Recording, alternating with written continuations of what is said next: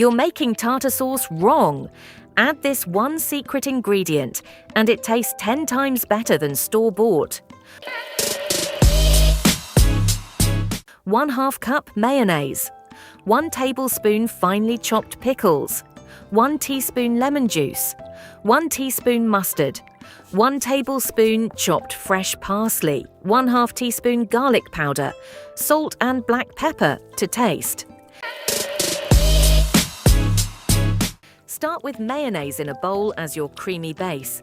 Add finely chopped pickles for that signature tangy crunch. Pour in lemon juice to freshen up the flavor. Mix in mustard for a light, sharp kick. Add fresh parsley for color and freshness. Now sprinkle in the secret ingredient, garlic powder. This is what makes it taste next level. Season with salt and black pepper. Mix everything well until smooth and creamy. Pro tip: chill it for 15 to 20 minutes. The garlic flavor blends in and becomes even more delicious. Perfect with fried fish, nuggets, fries, burgers, or sandwiches. Subscribe for more quick secret recipes like this.